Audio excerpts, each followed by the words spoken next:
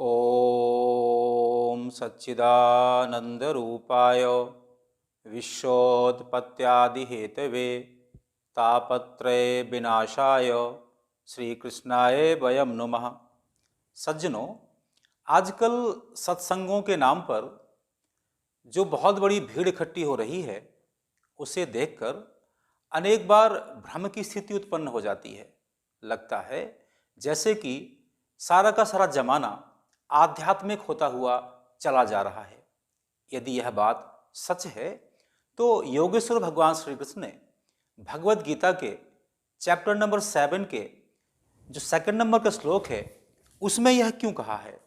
भगवान कहते हैं, जो चैप्टर नंबर 7 का सेकंड नंबर का श्लोक है, मनुष्याणाम सहस्रेषु कश्चित यतति सिद्धे यतताम अपि सिद्धानाम कश्चित माम वेति तत्वतः। इसका अभिप्राय यह हुआ, मनुष्याणाम सहस्रेषु, सहस्रों सहस्रों मनुष्यों में से कोई एक, कश्चित यतति सिद्धे, जो सिद्धि को पाना चाहता है, जो भगवान को पाना चाहता है, जो आध्यात्म को जानना चाहता है।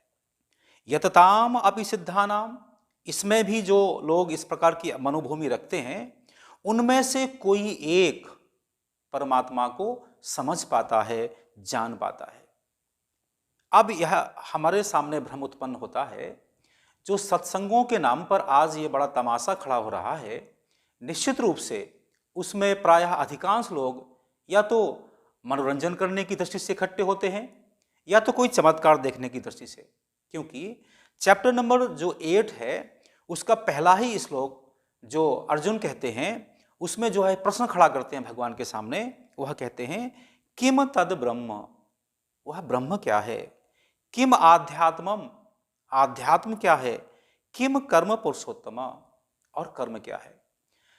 अर्थात जो सत्संग हैं, जो आध्यात्म है, उसका जो मूल है वह है ब्रह्म कौन है, यह जगत क्या है, मैं कौन हूं, आध्यात्म क्या है, कर्म क्या है। इन सारे प्रश्नों को जानने के लिए हमें आध्यात्म में, आध्यात्मिक सत्संगों में बड़े ही शालीनता के साथ बैठकर सुनने और समझने की आवश्यकता है। किंतु आज दुर्भाग्य से सत्संगों के नाम पर जो है मनोरंजन की एक प्रक्रिया चल पड़ी है, उससे सच्चे आध्यात्म का बहुत बड़ा जो है उसका लाभ हानि हो रही है, क्षति हो रही है। यहाँ पर एक बात आती है कि हमारे जो संस्कृति है, हमारी जो सनातन संस्कृति है, उसमें हम कभी भी स्वर्ग की कामना नहीं करते। हम हमेशा कामना करते हैं मोक्ष की, क्योंकि स्वर्ग भी बंधन ही है।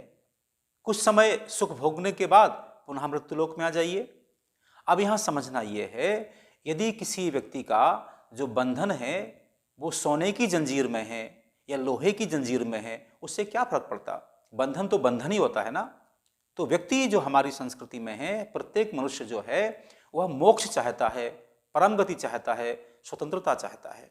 और यहाँ पर वह क्या होती है, भगवान कहते हैं, यम यम बापि स्मरन भावाम त्यजति अंते कलेवरम तम तम एव एति कौन्तेय तदा सदा तद भावितः। इसका अभिप्राय हुआ, व्यक्ति अपने जीवन के अंतिम क्षणों में जब वह मृत्यु का वर्ण करने वाला होता है, वह जिस प्रकार का स्मरण करता है, अपना जिस प्रकार का स्मरण करते हुए अपने देह त्याग करता है, उसे वैसे ही गति मिल जाती है। अब यहां समझना एक बात और है, व्यक्ति का चिंतन एक क्षण में नहीं बदलता। सारे जीवन कोई व्यक्ति जिस प्रकार का चिंतन रखता है, अंत काल में उसे उसी का स्मरण आता है। इसी बात को समझाते हुए भगवान कहते हैं, तस्मात् सर्वेषु कालेषु माम अनुस्मर युद्धचा मयि अर्पित मनुर्बुद्धि माम एव एष्यसि असंशयः। जैसा मैं कह रहा था कि व्यक्ति का चिंतन जैसा होता है, व्यक्ति का चरित्र वैसा होता है। व्यक्ति जैसा सोचता है, उसकी वैसी कृति होती है। इसीलिए व्यक्ति का स्वभाव, व्यक्ति के संस्कार एक क्षण में नहीं बदलते। जैसे का जैसा वह सारा जीवन सोचता है, चिंतन करता है, व्यक्ति वैसा ही होता है। तस्मात् सर्वेषु कालेषु माम अनुस्मर युद्धचा। वह कहते हैं सब समय मेरा ही स्मरण करो और अपना कर्म करो। मयि अर्पित मनोर्बुद्धि, अपने मन को, अपनी बुद्धि को मुझ में अर्पित करो तो आप मुझे ही पा जाओगे। अब यहां समझना यह है, हम भगवान का स्मरण करें या अपना काम करें। काम तो किए बिना व्यक्ति रह नहीं सकता। माने हमें हमारे जीवन का निर्वाह करने के लिए कोई ना कोई काम तो करना पड़ेगा। अब हम काम करेंगे या भगवान का स्मरण करेंगे, तो इसी बात को समझाते हुए जो वेदांत का जो पहला मंत्र है, ओम ईशावास इदम सर्वम यत किंचित जगत्याम जगत तेन तक तेन भुंजीता मां गृधा का सधनम। जिस व्यक्ति के चिंतन में ये बात आ जाए, सारे का सारा जगत जिसे हम देख रहे हैं यह परमात्मा का है, परमात्मामय है। माने ऐसा कुछ भी संसार में नहीं है जहां परमात्मा की प्रेजेंस ना हो। इसका ही प्राय क्या हुआ, हम जो भी अपना काम करते हैं जीवन में, जो परमात्मा ने हमें काम सौंपा है, यदि हम उस काम को परमात्मा का काम मानकर करते हैं तो हमें परम गति मिलने ही मिलने वाली होती है। आज समस्या हमारी यह है कि हम हमारे कामों से चोरी करते हैं, मक्कारी करते हैं, काम को ठीक से करना नहीं चाहते। जबकि बात क्या है, यदि हम हमारे कर्मों को, हमारे कर्तव्यों को ठीक से करते हैं तो परमात्मा की कृपा हम पर मिलती ही मिलती है। भगवान आगे कहते हैं, अभ्यास योग युक्तेन चेतसा नान्यगामिना परमं पुरुषम दिव्यम याति पार्थ अनुचिंतयन्। भगवान कहते हैं अभ्यास योग युक्तेन चेतसा नान्यगामिना। हमारा मन क्या है, एक पल में इधर एक पल में उधर। यहां करना यह है अभ्यास योग युक्तेन, हमारा योग से हो, परमात्मा से हो। परमात्मा को ही प्रतिछल देखे। मवई वांसो जीव लोके जीव भूता सनातना। ये संसार क्या है, सिय राम मैं सब जग जानी। जिस दिन हम प्राणी में परमेश्वर के दर्शन करना शुरू कर देंगे, यही योग है। इसी बात का अभ्यास करने की आवश्यकता है। हम हमेशा परमात्मा को ढूंढते हैं पत्थरों में, हम परमात्मा को ढूंढते हैं पहाड़ों में, हम परमात्मा को ढूंढते हैं मंदिरों में, लेकिन जो परमात्मा यत्र तत्र सर्वत्र है, हम उसे देखने का अनुभव कभी नहीं करते। इसलिए भगवान कहते हैं अभ्यास योग युक्तेन चेतसा नान्यगामिना। हम किसी और का ध्यान न करें, कहीं और न जाएं, हम अभ्यास के द्वारा और उस परमात्मा के का योग करें तो हमें जो सद्गति है वह मिलने ही मिलने वाली है।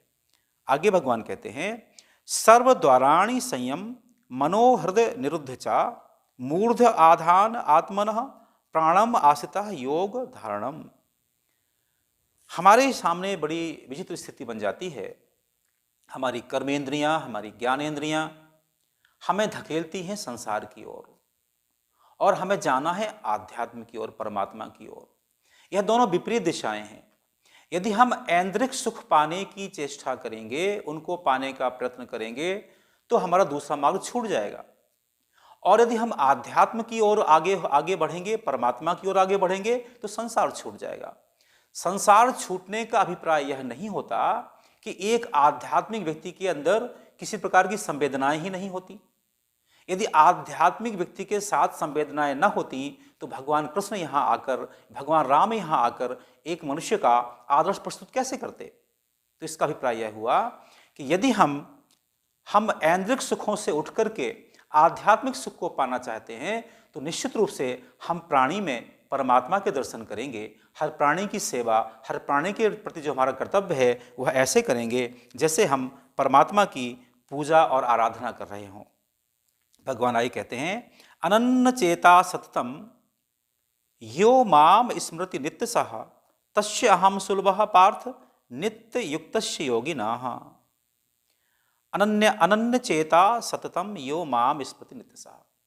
जो अनन्य भाव से, जिसका कोई विकल्प ना हो, उस भाव से जो परमात्मा का स्मरण करता है, तस्य अहम सुलभः।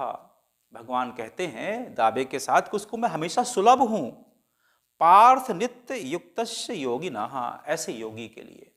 यहां पर जो योगी का अभिप्राय है, जो परमात्मा से अपना योग करना चाहता है, जो परमात्मा से जुड़ना चाहता है। वैसे तो हम परमात्मा का ही अंश हैं, मवई वांसो जीवलोके जीवभूता सनातन, परंतु हमारे पास एक दायरा आ गया है, एक लिमिट आ गई है।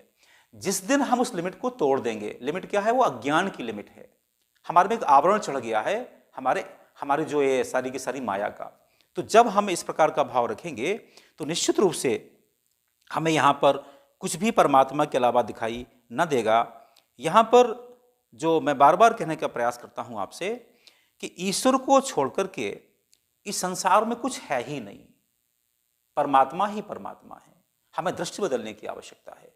जिस दिन हमारी दृष्टि बदल जाएगी कि इस परमात्मा, इस संसार में ईशावास इदम सर्वम यत् किंचित जगत्याम जगत, जगत में किंचित मात्र भी जो भी दिख रहा है हमें, जड़ हो, चेतन हो, पशु हो, पक्षी हो, वृक्ष हो, नदियां हो, पहाड़ हो, परमात्मा के अलावा कहीं कुछ है ही नहीं है। फिर यदि हमें दृष्टि आ जाएगी, हम नदियों को बर्बाद नहीं करेंगे, वृक्षों को नहीं काटेंगे, मनुष्यों को ना पीड़ा पहुंचाएंगे, पशुओं की हिंसा ना करेंगे। तो आज इस बात की आवश्यकता है कि हम परमात्मा को सारे संसार में देखें, परमात्मा में ही सारा संसार देखें। ऐसे व्यक्ति को ही मोक्ष मिलता है, ऐसे व्यक्ति को ही परम गति मिलती है। भगवान आगे कहते हैं, माम उपेत पुनर्जन्म दुखालयम अशाश्वतम न आपनुवन्ति महात्मनः संसिद्धम परमाम गता। यहां पर बार बार भगवान कहते हैं, हम सारे सनातन धर्म में आस्था रखने वाले व्यक्तियों का जीवन का जो चरमोत्कर्ष होता है वह होता है मोक्ष। हम कभी भी स्वर्ग की कामना नहीं करते।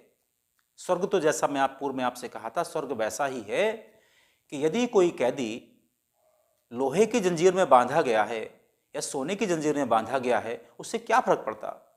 हम जेल में रहकर हलवा पूड़ी खाएं या रूखी सूखी रोटी खाएं, आखिर जेल तो जेल ही है ना। इसीलिए भगवान कहते हैं, माम उपेत पुनर्जन्म दुखालयम अशाश्वतम।